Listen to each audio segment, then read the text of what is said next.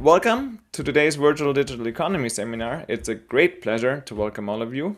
Our moderator today will be Uli Kaiser at the University of Zurich, and he will introduce the speaker in a second. I'm here to give you some organizational details. So if you have any clarifying questions throughout the talk, please send these to Uli in the chat window. He will unmute you so you can ask your question in person. If you prefer, you can of course also ask Uli to ask the question for you. We will collect questions for the QA after the talk in the same way, so don't hesitate at any time to send questions via the chat. Today's session will be recorded, so if you do ask a question yourself, you will appear in the recording on YouTube, probably for eternity. All right, I'm happy to hand over to Uli. Yeah, thank you very much. This is also why Jorge is wearing the tie. He knew that he will be on YouTube forever. So welcome also from my side. I will try to collect and organize the discussion. And I'm happy to have, for the first time, met Jorge, even though only virtually. He's one of the people you seem familiar with, but you never really met. But this is now we have met. It's also interesting for me. It's interesting because he does stuff that I'm also very interested in, namely startups and stuff that you can learn from textual data. And I was asked to keep it brief by Hannes and Christian, so I leave the floor to Jorge now. Okay, hi everybody. Thank you. Let me make sure I have the right microphone. I hope everybody can hear me well, but let me know if you cannot.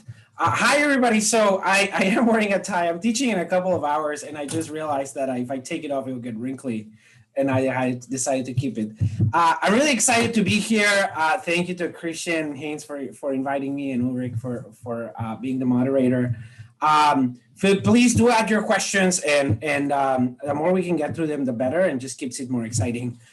So the paper that I'm showing you today, it's a paper called Measuring Founding Strategy. This is joint work with Aishen Li, who is was a graduate student, a master's student in data science here at Columbia, and now he's admitted to the PhD program at Michigan, and he's still kind of waiting on that next step.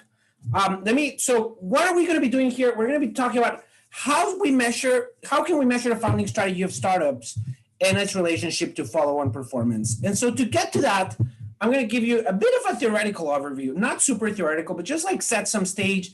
What do we mean by strategy? Why could it matter, et cetera? And then I'm going to jump to an NLP approach that we use to measure founding strategy. Then I'll show you our data and empirical results and to a conclusion. So let me give you the theory before giving you a preview of the results. And it's fair to say that, conceptually, so Ulrich mentioned he does a lot of entrepreneurship work. I do as well. And it's fair to say that if there's one thing that has enamored the thinking around uncertainty for a long, long time, is this idea of entrepreneurship for a long, long time. It's this idea of uncertainty, right? This comes like, when you think about Frank Knight, and the entrepreneur is able to deal with as a bearer of risk, and Schumpeter, when you think of entrepreneurship as this creative destruction process where there's equilibrium, and then sort of the entrepreneurs pierce through that and kind of get to the next level of success. At the level of strategy, right, it really has kind of created a sense that strategy should also focus on this idea of uncertainty. And so it's how do you face uncertainties if you're an entrepreneur, and how do you adapt and evolve in it? One piece that is sort of famous in this setting is this concept of dynamic capabilities, which is setting up an organization so that as the world changes, you kind of are still able to be on top and continue sort of being profitable and distinctive, et cetera. There's one dynamic capability that I think is sort of a focus of a lot of discussion nowadays, and this idea of experimentation, which is not kind of like the scientific experiments we do in research, but more like just when you have a hypothesis, don't jump to it, but validate it through data, and it's an active process of that. Here's Rita McGrath sort of explaining the view on the importance of these kind of adapting an uncertainty. She says, a strategy is stuck. For too long, the business world has been obsessed with the notion of building a sustainable competitive advantage. Sustainable competitive advantage is now the exception, not the rule. And transient advantage is the new normal. Now, there's other work, of course, that kind of focuses on the importance of founding strategies and things, and kind of emphasizes that the stuff that's happening at founding actually predicts performance quite a bit, right? I have some stuff with Scott Stern showing that if you look at the filing registration of companies, like at the moment you go and say at the business registrar, I want to register a company, there's a bunch of stuff there or around that time that actually predicts success pretty well, sort of if you're registered in Delaware and a series of things. Kaplan-Stromberg and Sensoy 2009 look at IPOs. And for example, that 2009 paper shows that when you actually look at successful startups, venture-backed startups, and what they say they're doing when they go IPO, right? So really at the top level of success. And you compare that to what they said previously that they were doing when they were starting to raise financing. There's actually huge similarities between the two. It's actually pretty persistent. And there's sort of other ideas there. And it really often focuses on this kind of Porter idea about differentiation, which, maybe you can summarize with this kind of note. Competitive strategy is about being different. And so when you think about, in those other cases, it's really about how the company's starting out, but also how it connects to the remainder of the competitive landscape that it allows it to eventually be successful. Obviously, right, this is like a little bit of a false trade-off. It's, the reality has to be somewhere in the middle. It's both how you start and if you have potential when you're starting out, let's call that founding positioning, like sort of consistent with the idea of strategic positioning or founding strategic differentiation. And from there, if you learn and experiment, you will evolve and kind of find better or worse outcomes as well. And so rather than trying to say, well, what is it? Is it one or is it the other? Which is, I think, there's going to be a little bit of the middle. Maybe what you want to ask is, what is the relative importance of it, right? What is founding strategy and how much does it actually matter? The second piece, the founding piece, here's some questions you could ask around that. How may one statistically characterize the difference in the level of founding differentiation for startups, right? If competitive strategy is about being different, how do you observe that, right? What would be its role in predicting startup performance if you are actually able to understand whether startups are different from each other? Does it predict performance or not? That would serve this debate. More generally, how do you even measure this and how do you think about startup strategy? Before we get there, though, so that's where we're going. I think, it comes from the title, Measuring Founding Strategy. But before we get there, I actually want to take a step back and begin thinking about humans and ask ourselves, how do humans themselves or ourselves assess a strategic differentiation, right? How do we do it? And then think of that, how can something like NLP actually relate to that? And so let me give you, it turns out that humans are actually pretty good at understanding strategic differentiation. And one way to do it is to look just at what the companies say about themselves, for example, in their marketing statements. So here's two companies, Delta and Southwest. Southwest says, here's Southwest slogan is low cost, low fares, nothing to hide. That's transparency. The Delta slogan is world's most trusted airline. Now it's easy for any analyst, for ourselves, a strategy analyst, to see the differences between these two, right? On the Southwest side, it's easy to see that it emphasizes that it's lower cost, that it's kind of transparent. It's trying to appeal to cost-sensitive customers tired of extra fees.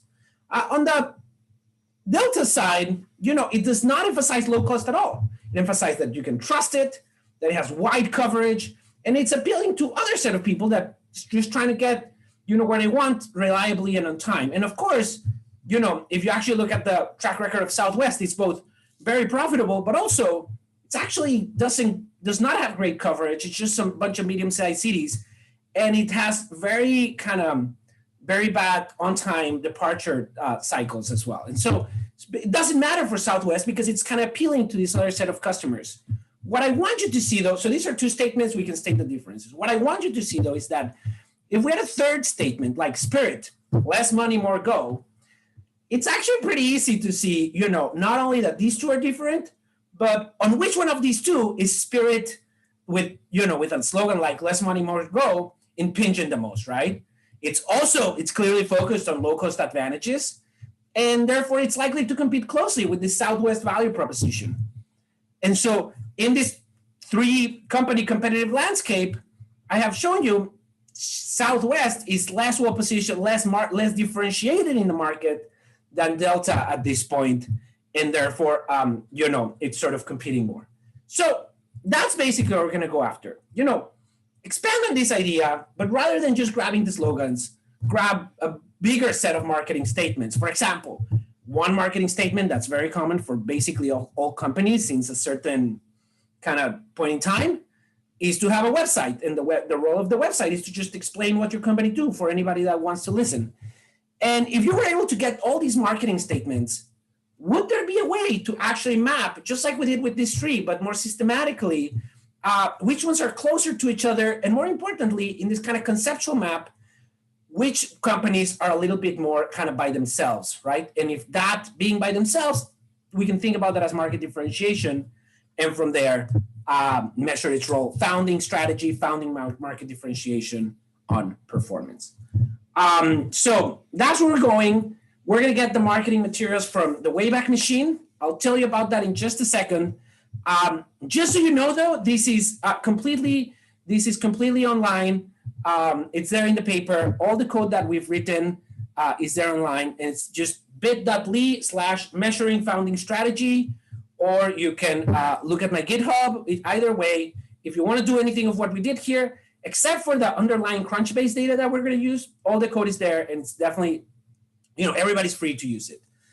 The key insight that we're going to build on from this idea is what I just told you. Most startups within a certain kind of type of startup actually get a website pretty early on. And so what we're going to do is, can we use natural language processing, machine learning, to try to measure now the distance in the founding websites of startups, right, to try to understand founding strategy. We're going to measure the distance using what's called a word embeddings approach. And most companies, this is pretty kind of natural. But we're going to see they're not actually related, right?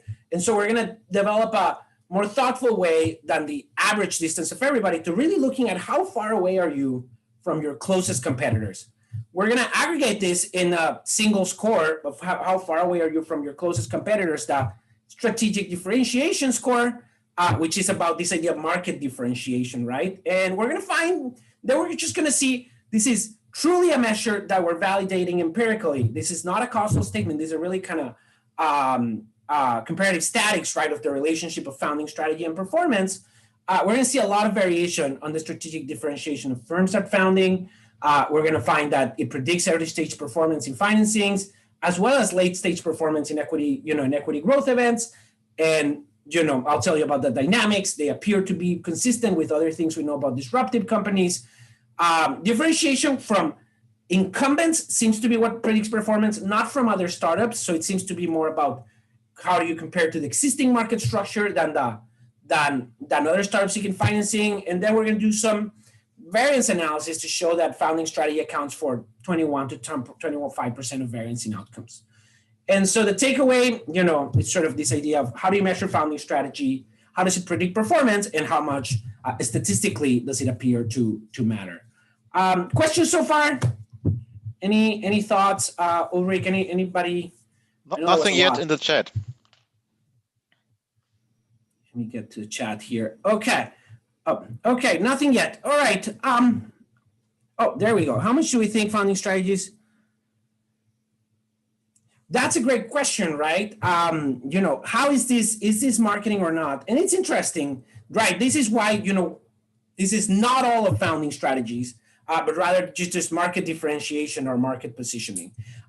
Marketing seems to be about a lot more than the value proposition you're offering to consumers, right? And so to the extent that we think those two overlap, which I'm pretty sure they do, then it makes sense. But once you think about placement and channels and product and not right in pricing, etc., that's not as well captured in the strategy per se. Thank you. Okay, so if you have followed anything in this literature using NLP, see how companies are different, see how that relates to performance, then you must be pretty familiar with a pretty seminal paper in this area called Text-Based Network Industries and Endogenous Product Differentiation. It's a paper I like a lot, Gerald Holberg and Gordon Phillips. And so, one thing that I want to tell you as a small kind of parentheses is how our paper is different from this one, because it really is, amazing work, but it's actually different in some ways.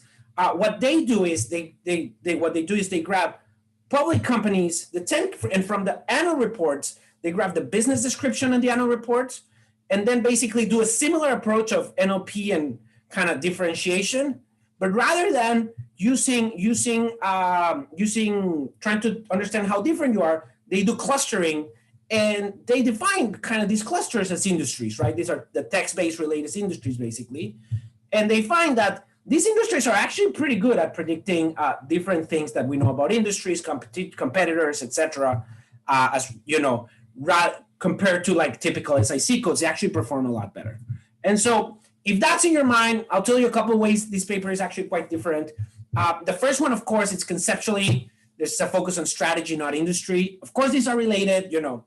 There's a bunch of Michael Porter, Rommelt, and Schmelinski work going back to history, trying to understand how different and related they are. But of course, and being in an industry is part of your strategy, but they're also substantively related. In particular, strategy is about differentiating from your closest competitors, versus industry is about how do you group together in competition. Methodologically, we do a few things differently. The first one is we actually replicate this Holberg and Phillips approach within our website data. And we include fixed effects for all these clusters that I told you. So we can cluster our standard errors on that. So we can effectively, our results be conditional on their approach of text networks related industries. And the second, our NLP model is going to be slightly more sophisticated in the sense that we account for context. We use word embeddings rather than TF-IDF.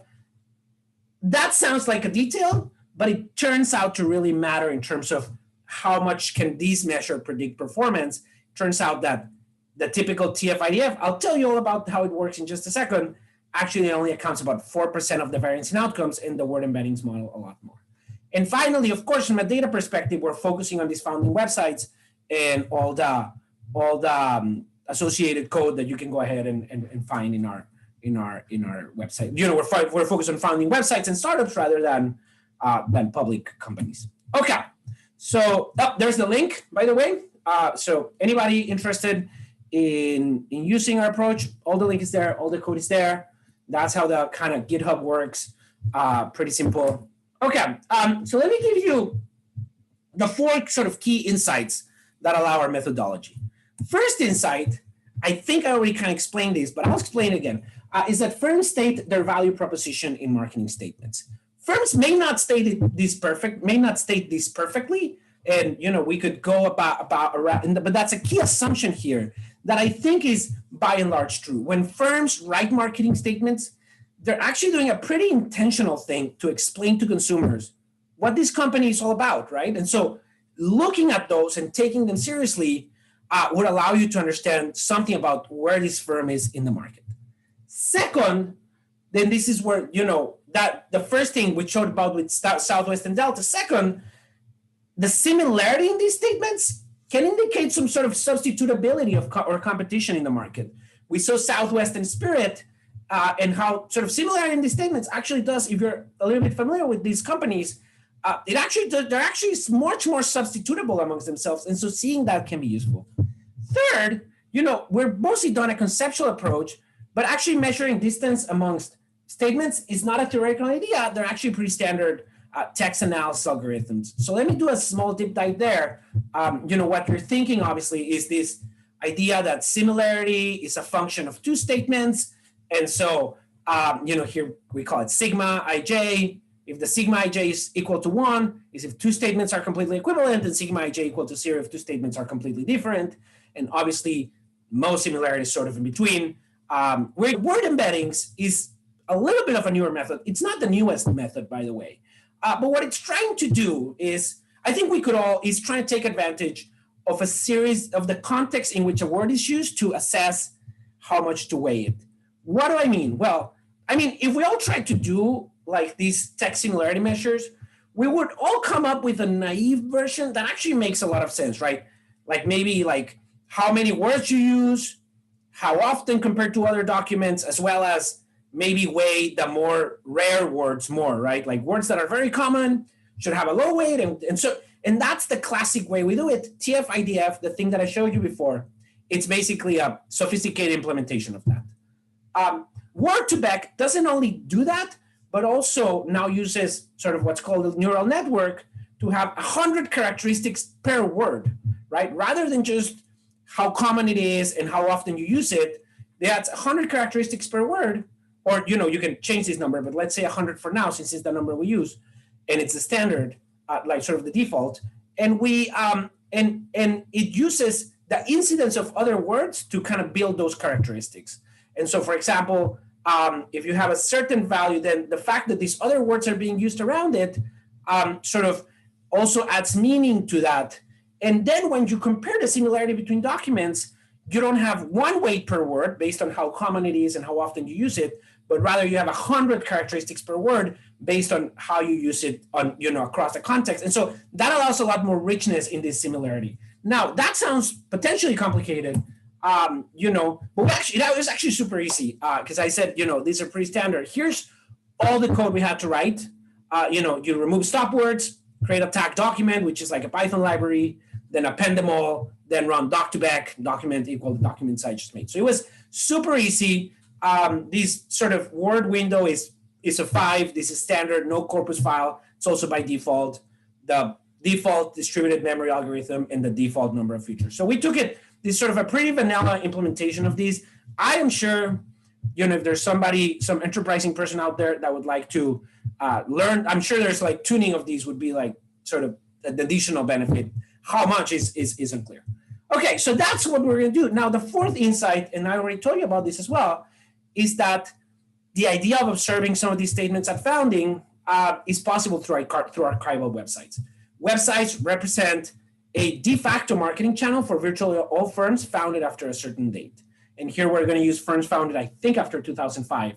And so it's sort of basically for all growth-oriented firms, one of the things you do when you're starting out is you go and like set up your website, right? And we're going to use this tool called the Wayback Machine. Let me give you a sense of what that tool looks like.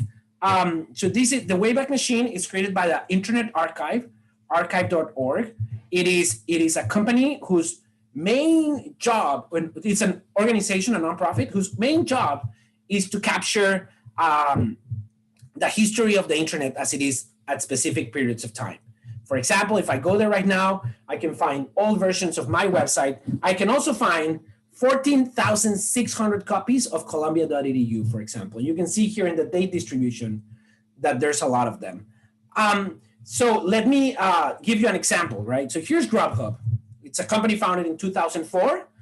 This is, its description in this startup data set called Crunchbase, which we're going to use. And you can see it's founded in 2004. You can see today it's public. It's actually, raised a ton of funding, etc. Here's the set of snapshots we have in the Wayback Machine. You can see it's sort of around 2003, 2004, the Grubhub founders, besides founding the company, kind of set up their website. And you can, each blue dot that you see here is one date when they got a snapshot, when sort of Wayback Machine got a snapshot of Grubhub. And you can see there's a lot of them. Each green dot just, it's like a HTTP error. Don't worry about those. And so initially, then you just go to his website and click on it. And what you find, for example, here's August 9th. Here's how Grubhub looked in August 9th. It has a lot of similarities. If you use Grubhub in the US, it's this meal delivery service. It has a lot of similarities in that it's still focused on food, but some differences, right? It's a lot more a directory than a place to order food, as well as it's sort of basically focused on Chicago rather than in the US. So some similarities, some differences. Here's how it looks like in 2012, right? 8 years later, a lot closer to where it is today, but still sort of, still focused on online ordering. So it was, but now this was about who does delivery for my location. You would select your location, it would tell you. This is more, already includes a lot more online ordering features and sort of a lot more, this looks like a little bit of an old style of web pages, right? Here's how it looks like today, a lot more recent, a lot more that kind of thing. And so what we're going to do, right? There's our code. If anybody wants to see our code, we're very proud of our code. And so what we're going to do is we're going to look at all startups, and we're going to do these. Now, what I just show you, we're just going to go grab their founding date from Crunchbase, and we're going to look. This is just like, one convention we came up with, which let's get the earliest snapshot in Crunchbase in the Wayback Machine that occurs the year after being founded. So maybe, if the founding year, it's like a little bit tricky, or sometimes startups have there's a previous website that was also in the same domain, etc. So maybe we wait until the earliest website available in the year after founding. And so, so that so far allows us to measure this distance. Now, the last piece of our trick is, or of our algorithm is, how do you bring together this distance this distance is pairwise, right? It's between all companies and each other. And so the question is, how do you bring this together into a single measure per company of how differentiated it is? And here we're going to use some heuristics that seem to work out very well. And so what we're going to do is, we all know it's about your closest competitors, but how many, that's the question, right? And I'm going to show you a lot about, also results for the one closest competitor, but our main measure is going to be about the 5 closest competitors. And the reason we use that is, there's this classic paper by Tim Bresnahan and Peter Rice that says, basically competitive dynamics are very different in these first 4 or 5 companies, but then they basically become a competitive market. So, here's what they have for competition amongst druggists and doctors and dentists and local markets. And you see there's a lot of kind of more profitability when it's just 1 company, 2 and 3, but after 5, basically it's equal to 1 in this ratio, which was their measure. Here is, Igami and Watake, they studied something different lately, which is the impact of competition and innovation.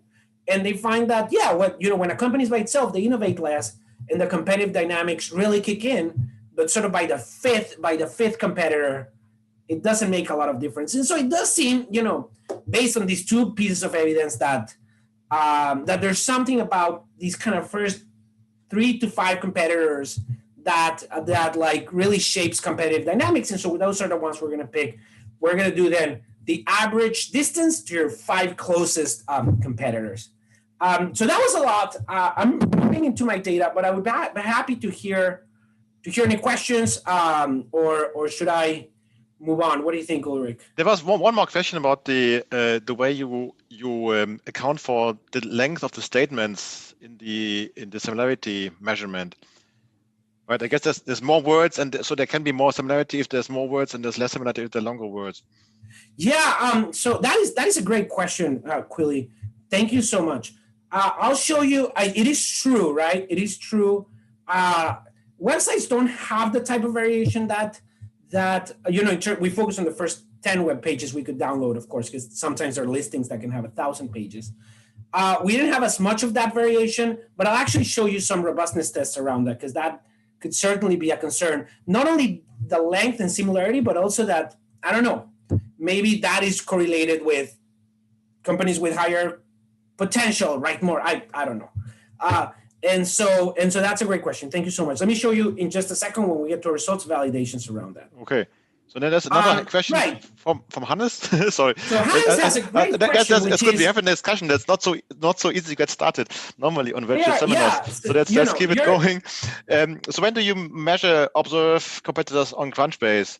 That is a great point, Hannes, because it's really, there's one thing I have not spoken about. It's sort of weird, right? I tell you a methodology, and I've been talking about startups so far, but most of if I'm inventing like a teddy bear you can hug, most of my competition is based on Disney and other big companies. And so what we're actually going to do, and I guess I'm getting into our data, but I'll tell you now, what we're actually going to do is we're going to compare a startup to two populations. First, we're going to compare it to all other startups founded in the same year. But we're also going to compare it to all public companies that are listed in the same year. And we're going to go to those public companies and get their website in the year the startup was founded. Does that make sense? So it's how do you compare? And that's actually our preferred measure, because that's really about differentiation in the market. Of course, the market is not all public companies. It's not just public. But as a good proxy, if you grab all public companies and you look at their website and say, what are these companies doing at the time I'm starting out right? And then try to understand distance from that. That feels like maybe a good measure of market differentiation. I'll show you that's actually the piece that matters rather than the startup piece. That actually turns out to be much less. So the population from which you draw, this is all in Crunchbase, but that also means that these are all firms that have equity financing at some point, right? That is absolutely correct. So there's two, right? Not all companies. I mean, Crunchbase is a sort of crowd-funded platform. So not everybody. You don't need equity financing to add yourself to Crunchbase, but it certainly selects on companies that have certain kind of possibilities of that. I think that's useful, and that's useful together with public companies because it allows us to focus on kind of traded industries, you might say. Industries where competition occurs at the national level, perhaps, and all these companies can be thought about like that. If we focus on local companies, say, taco shops, then location and distance dynamics actually become a lot more important, and we don't incorporate that into the way we attack this problem. Okay, so let me tell you about the data. I just foreshadow a little bit of what is going to go on here. So I talked about growth-oriented startups in Crunchbase.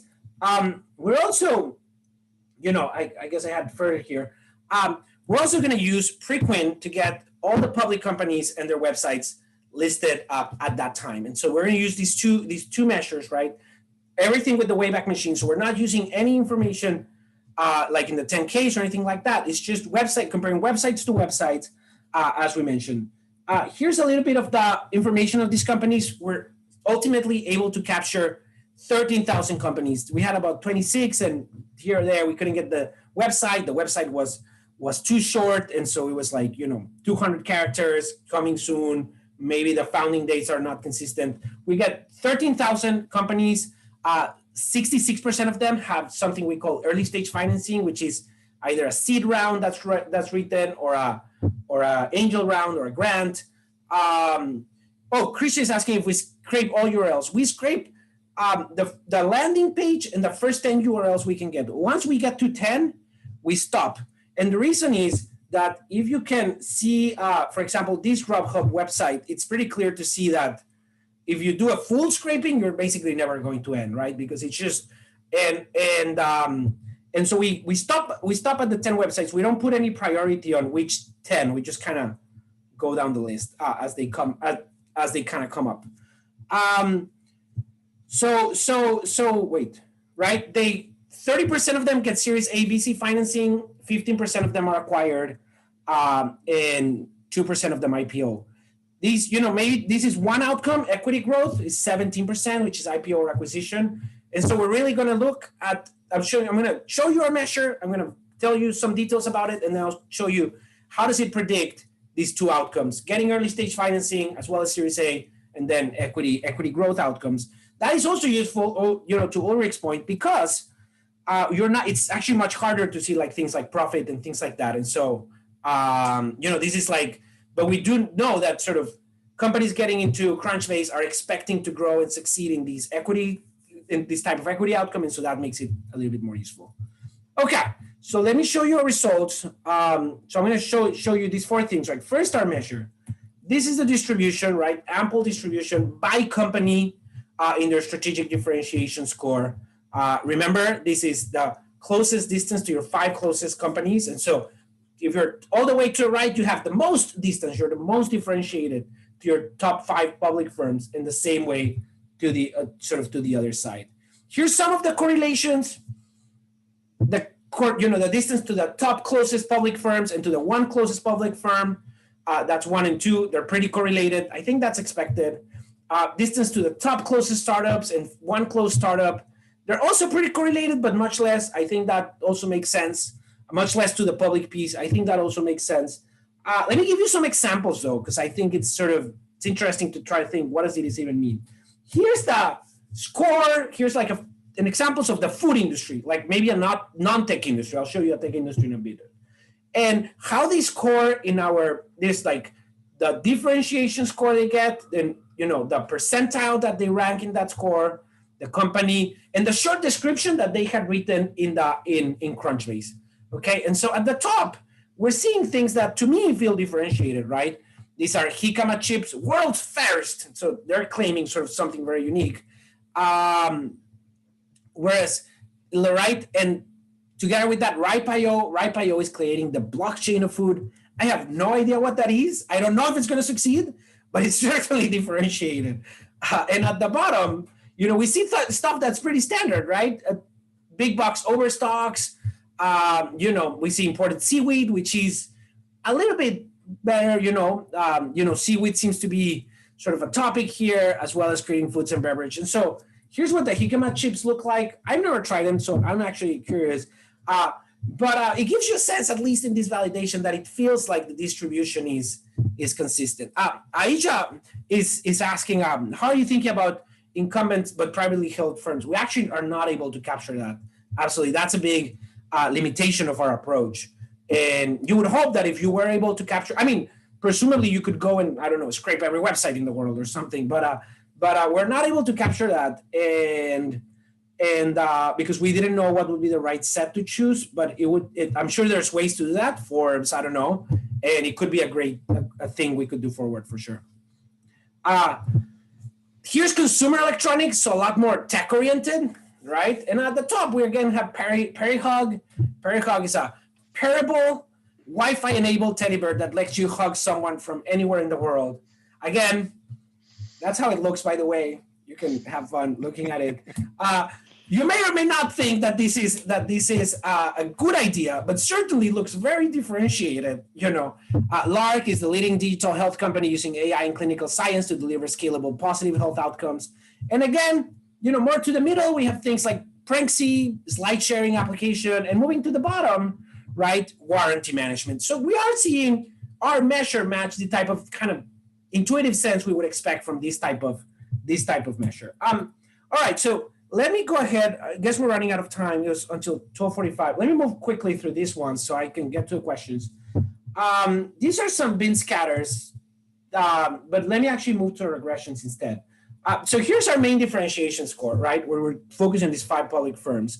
It obviously predicts this is, and the dependent variable is, do you get early stage financing? I'll show you the extensive margin in a second. This is the intensive margin in a second. Obviously, the coefficient is huge. Now, a lot of that is related to these, industry life cycles, as well as it turns out that a huge difference kind of drops when you include industry fixed effects. And this makes sense, right? It drops about 60%. It turns out, if you go and look at the literature about how much industry versus strategy matter in the classic papers, 60% is not far away from where they put the number of industry versus other things. And so it felt very consistent for us, just kind of the right magnitude.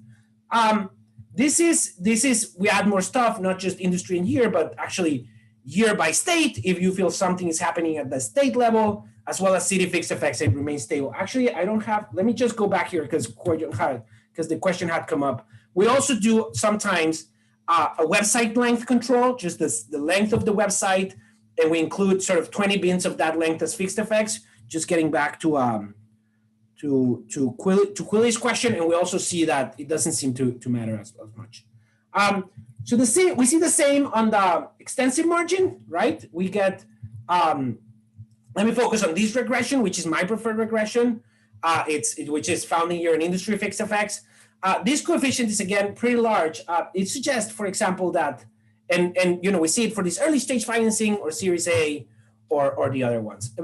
For our measure, moving from the 10th to the 90th percentile measure, predicts that this startup would eventually raise 25% more early stage financing and 50% more Series A financing. And so these are pretty meaningful levels of change based on variation in this early stage financing measure. Second, right, this is against the startups, right? Well, this is sort of other measures. We see that the 5 closest firms and one close firm, the kind of coefficients are actually pretty close. But when you look at the 5 closest startups or the 1 close startup, they're actually not positive, right? One of them is negative, the other one is noisy. And so it seems like, if you think this has something to do with the VC market and differentiating, it really seems to me, at least, that it's not about differentiation to other startups, raising money, etc., but rather something about these positioning versus incumbents, consistent with this idea of kind of market differentiation. And you can see other validations there if you include them together, which one turns positive, etc. So this is one angle, right? The early stage, you're well differentiated. Do you raise more money initially? The other angle is, of course, do you eventually succeed more? And so again, here's some scatter plots. Let me jump to our regressions because these are a little bit more nuanced. First, here's the first coefficient, right? Again, we in this case, we actually don't see a massive positive relationship. We see a coefficient that is not that small, right? It's still like 15% of the mean. And the p-value is maybe like 0.14, but it's kind of not quite significant. The second piece, we include one control, which is mean industry growth, which is, I told you that we do these these HP industries of your related ones, and is how likely were the other startups that are kind of in your cluster, how likely were they to succeed? And once you control for that, we get a little bit more significance. We use the method I showed you, and again, it's a little bit noisy, as well as the other ones. Here's other validations we do, because this starts to get puzzling, and I'll show you why. It's going to make sense in just a minute. Here's other validations we do. We drop the youngest firms, right? So we drop all firms born 2016 or later. If you think there's something about the life cycle, maybe young firms, maybe differentiation matters differently between young and old firms, then you could get some of that, and it looks positive. We drop the low value acquisitions, just include kind of high value acquisitions and IPOs. It also seems more positive. And so this is kind of puzzling, right? And let me skip over these ones. But we actually had a hypothesis on these, and we actually were sort of expecting this may happen. And the reason is that what we're seeing here is that young companies, right? Young companies don't seem to benefit as, at the beginning of the life cycle, very differentiated companies don't seem to get that boost. But the ones that we're seeing over longer years, the ones that live 5-10 years, we are seeing the boost eventually. And so it turns out that the literature sort of predicts this, right? The literature on disruption, which is not the same as what we're doing here, but it's not unrelated. But for example, the literature on disruption says that very disruptive companies need to compete, and it's going to take a longer time. Matt Marks, Josh Gans, and David Chu have this paper. It's going to take a longer time to establish themselves in the market, to achieve this legitimacy. And so initially, we may not see the benefits, but over time, they may actually be more likely to succeed. And so if you look at so we applied it over age dynamics, and that was kind of our pattern, right? This is the cumulative likelihood of IPO. So it's not the year-based effect. And that's kind of what we see. Initially, very differentiated companies are not IPOing within 1 year, within 2 years, actually. They're not getting acquired immediately. It makes sense. They're doing something that's very disruptive and unique. But over time, they're actually a lot more likely to be acquired or to succeed. And so, or to IPO. And actually, if you observe these companies over 10 years, you would see that companies that move from the 10 to 90% of our measure are 26% in terms of compared to the mean value, kind of 26% more likely to IPO and 31% more likely to be acquired. So that seemed like pretty meaningful measures, and actually on both kind of outcomes. I have 1 minute. Let me get you to the last measure that we have here, last analysis, which is, well, how much of the variance can we explain? I show you relationship to outcomes, but how much of the variance can we explain? We're going to use a simple approach, right, which is out of sample predictions. We're going to grab our measure. We're going to do tenfold validation, if anybody's familiar with it. It's like you grab 9 chunks of the data and you train a model on that and predict on the other one, and then you keep swapping which one is so you can have out of sample predictions, right, from your model. And we're going to grab just our founding measures based on text and see, right, and develop a prediction based on our founding measures of where you get financing or whether you kind of achieve this equity outcome. And so here's the financing. Basically, we see that firms that we predict based on founding that are likely to succeed sort of are much more likely. So we lay out our firms, and firms in the bottom of that percentile are sort of about half as likely to succeed as bottom at the top of our predicted distribution. This is our preferred measure, kind of ROC scores, where we look at the area under the curve. Under this measure, we captured 25% of the variation of area under the curve. So, we interpret that as founding strategy is able to account for 25% of the variation in in equity outcomes. Same thing for, being, again, for equity outcomes. Sorry, this is, the first one was financing outcomes. This one is equity outcomes. It just appears that it's able to predict, being at the bottom versus the top of our distribution leads to a 5x predicted value in terms of total financing, and we're able to account for 21% of the variation. Just so you get a sense of whether our approach was useful, here's the TF-IDF model in terms of equity outcomes and all that kind of fancy stuff we did with word embeddings and whether context matters. It actually, that TF-IDF doesn't predict a lot. Now, it has a little bit of a parallel to strategy. I'm not saying this is like what we capture, but it has a parallel in the sense that in strategy, we say it's not just using new things, but using them in unexpected ways. And so here's a little bit the version of that with words. It's not just using unique words, but using them in novel ways where we're seeing that. We control for industry. It goes up from 0.60 to 0.63, a little bit extra, but not sort of overpowers it. Okay, so that's all I had. I'm sorry I ran 1 minute late. That's perfectly okay. Even by Swiss standards. Yeah, okay, so this paper demonstrates, should I conclude or? Oh yeah, please go ahead. Let me just review the conclusions just to this paper demonstrated an ability to measure strategic differentiation from founding statements. It was scalable. It is applied to firm and incumbent websites. There's many more applications to this code if anybody was interested in them. Results show that firms that measures of higher strategic differentiation predict raising early stage financing, more early stage financing, and whether a firm achieves equity outcomes. And our models show that we're able to account for 21 to 25% of the variation. There's some obvious extensions we're not doing. Of course, there's a sense, one piece is, there's always this literature on optimal differentiation, where being really, really, really weird, like the Jicama chips and the RIPE.io blockchain of food, maybe too much. And so there might be an optimal level. We don't focus on that in this paper yet. There's also something about pivoting, right? We could compare how the startup changes over time. We haven't studied that here either. But those are interesting extensions sort of for future work for sure. Thank you so much. So now, yeah. Thank you, Jorge. I was a bit quick because there are many questions and I think good questions also here. There's one that relates to the Crunchbase data. Kaushik asked why you don't use tags in Crunchbase. I don't know what it is. Maybe you. Right. The Crunchbase categories, right? And that's a great question. We do have analysis where we use those as industry controls. It works the same. Here where I show you the food industry and the consumer electronics industry, those were, right, the category in Crunchbase called food and the category in Crunchbase. I think our concern was that the Crunchbase tags, we don't know when they're put in, right? And so they may be put in exposed as things rationalize themselves. For example, I could go today and tag some companies with something else about their market as I understand it today. And we really wanted to make sure that we just looked at information that was true and existent at the time of startup founding. But maybe there's better ways to use them for sure. Thank you. Great question. Yeah, and there's a block of questions brought up by Aya and Hannes and Jonathan about measuring competition. And I wanted to make Aya spokesperson, but I'm not sure I muted her. Did I?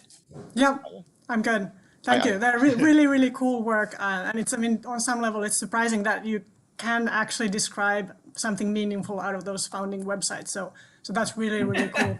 As a starting point, kind of a surprising that it even demonstration. My question was about really kind of controlling for the industry conditions and going beyond the industry fixed effects and just structure, numbers of firms, concentration, and all that kind of thing. And I think your idea of thinking about the industry life cycle is really interesting because the differentiation I would think that differentiation might be less valuable in the beginning where there's a rapid growth and there's a few firms and everyone is kind of naturally sort of differentiated. And once it gets tighter, shake out, or they're starting to fight over smaller margins, and that's when being differentiated is really valuable. So to the degree that you could capture some of that, I think it would be really, really cool. Yeah, I that's a great point. I think one piece where we were thinking it made sense to to use this clustering approach, right, was just in the some of these things are better known at the SIC level than just how companies cluster from each other. Was trying to take advantage of what was supposed to be a better measure of industry composition, and that was more conflicting with our approach, right? Because we're both using text, etc. And so that's why we use this one. But I absolutely agree. We could try to use these things, even within a cluster. We could look at the number of firms entering and exiting. If we connect it to the public firms and include those in the clustering, we could look at their profit margins and other things. And so I could only agree that those are all very good ideas. Thank you so much. Yeah, and there's adding to this. So there's the question by Hannes and Jonathan about the selection of firms in Crunchbase, which these are firms mostly that have some equity financing. So that's not the population of firms. And maybe the takeaway you're mentioning is competitor, maybe the local shop that is not listed anywhere, right? And I think that's a bit difficult to compare. But so that one solution may be that can you not use these business purpose statements because they're mandatory, at least for corporate firms? Mm-hmm. Instead, it's just very similar, right? I mean, you're using them anyway now, but just in Crunchbase. Yeah, no, it is similar, right? I think there are certain things we liked about Crunchbase. One of them was that the companies list their website there. Just like our understanding, we had their equity outcomes and their website information and founding date all seem to be well packaged together. Another thing we liked was that we may be able to make a better assumption that these companies are not competing in the local ecosystem, right? I mean, if you're thinking about relevant competitors and you're like a barber shop, it's really like your location matters a lot, right? Your location matters a lot. And we didn't have that in the data. And, also that's the old Breshnahan paper, actually. It's like locations with the number of dentists and et cetera. And so we were really trying to focus on companies that are kind of traded or global or something like that, or at least at the US level. And so once we looked at venture-backed startups and public companies, we felt we could capture that sort of well, recognizing though that not all public companies trade everywhere in the US, of course, and things like that, but at least it would allow us to make that as a good initial assumption. So now you ask Ulrich on using other data sets, right? I do have that work on. No, I think the worry is a bit that we all believe that you measure what you measure. That's adequate, but we're not so sure about the differences. So what are the appropriate firms to look at that they differentiate from? Yeah. So I mean, the assumption is if you grab all public companies, that gives you a snapshot of the market, and then you can, how different are you from kind of the existing market when you're starting out? I agree that in the local sense, we're not able to capture local competitors. And I mean, I think what we think, right, is that our approach is very imperfect. So it's a little bit to Aishen's point that, like, it's surprising. This actually measures it that well in the sense that if you thought there's a lot of noise here, then you would feel like the true measure of strategy or something like that, which should just matter more and be better or something like that. Does that make sense? Yeah, it makes sense. I mean, it's a sample essentially, right? And right, exactly. So it's a noisy measure for sure, right? Absolutely. Yes. And then Hans has a dynamic question on the dynamics of the measure. Yeah. So I was wondering if you could actually identify heterogeneity in your effects on these success measures, depending on how dynamic markets are, and I think specifically for later stage financing success. So, and I was thinking, I'm not sure if it's possible, but you could look at variation in the number of close or similar startups that are outside of the cohort that you use, to define these competitors. So I assume in some markets, the year after or 2 years after, you might have very similar startups coming in, and in others not. Yeah, I agree. I mean, absolutely. And we could see those startups that you were related to at founding, what's happening to them, for example. maybe some other exits, etc., and that could be related. I don't want to make a pitch for my other paper, but Ana Maria and Ron are here. And we do some of that in that paper, right? Which is, what happens when a related startup is acquired? What happens to you? It's a very cool paper. But we could definitely use that as ideas here. That's a great point. Thank you so much. Great. Yeah, I mean, I guess that you got the question many times before on the other papers, right? So what does it imply if we find structures in tags as data? And what does it imply? So don't firms gear it towards these machine learners? I think I had a discussion on it on Twitter at some point. So what does it imply in equilibrium? But no. Right. I think there's more, right. So there's two pieces of that, right? First, it certainly does not imply causality, right? It's not like I go online and write gibberish and now, I'm so differentiated, I'm going to raise a lot of money. It implies a comparative static, right? Like what people do in models, which says in equilibrium, these two things should relate in this way, right? You should see the companies that, assuming some sort of normal company that look this way to do better. And that's kind of what we're able to do. I think then the other thing you're asking is right. And so that's one piece. The second piece is, are they telling us what we want to hear or something like that, right? Like, for example, imagine a VC actually used this technology and then they would write things that score better here or something like that. That's possible. There's a huge literature on the, an organizational theory about institutional conformity and kind of how who you are and what you say. So that's a key assumption here, that what you say in your website to your customers at least is somehow related to what you would like to actually be in the market. And I think it's a pretty obvious assumption. It's a pretty realistic assumption. And so I'm happy to run with that one. Okay, very good. Also happy to answer this question for me because I also get it sometimes. And then there's a question by Timotheus that's about different types of strategies. Would you expand on that question, Timotheus? Let me see, because I'm not sure what's meant here. Meet you. You should be unmuted now. Yeah, I can take it if you. Oh, go ahead, Timotheus. Can you hear me right now? Yes, I can. Okay, so the strategy can be about orientation on the market, orientation on customers. Like there can be different dimensions of differentiation. Like absolutely, and that's my point. Like, can you somehow analyze it or not with your data? I mean, no. I say the big answer is no, right? I mean, what you're saying is there's so much to strategy that goes beyond market positioning. It's not just differentiation, right? For example, Walmart is following a low-cost strategy, or Southwest, and it's very clear in what they say that is their proposition. So it's not just those where the product has different features, right? Walmart's slogan is always low prices, always, and so you all those kind of things you also get from the marketing materials. But there's so much that goes into strategy, right? And there's corporate scope, and there's et cetera.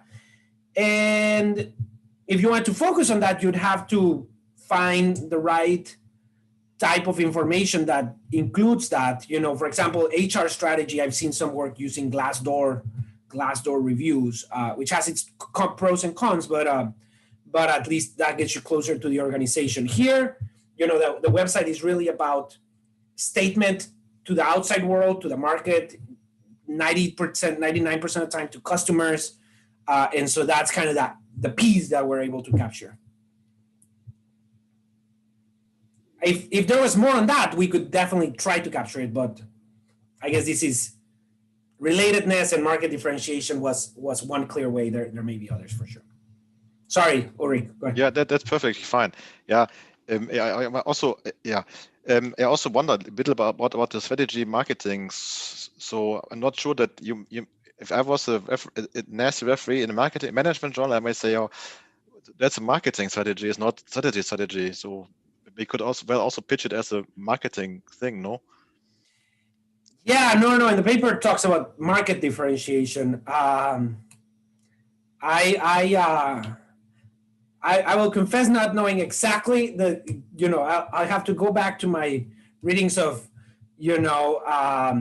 marketing strategy and make sure I find the clear detail of the concept, but it's a good point. And it's definitely about positioning in the market. So if that's exactly total position and paper on positions, right? Absolutely. I think we have to stop here, right, Christian? Unfortunately. Yes, thank you very much. That was super interesting talk, and it was a very lively discussion. Thanks to Jorge and all the many discussions here. Thank you also for making this code available. I think this is perfect practice and very useful for many, at least for me. And I think we should all do that. So I pass on to Christian or Hannes for the final words. Thank you for now from my side. Thank you, everybody, for being here. This was super, super useful and fun. And thanks for all the comments and questions. Thanks, Jorge, also from my side. Just a quick announcement before we close. The White Seminar continues in 2 weeks. Our next talk will be on April 8th, same place, same time. We look forward to having Julia Cachet with us. She will be talking about social media and newsroom production decisions. So again, very super interesting talk. Until then, we're looking forward to seeing you in 2 weeks. And thanks again, Jorge. Bye, everyone. Thank you.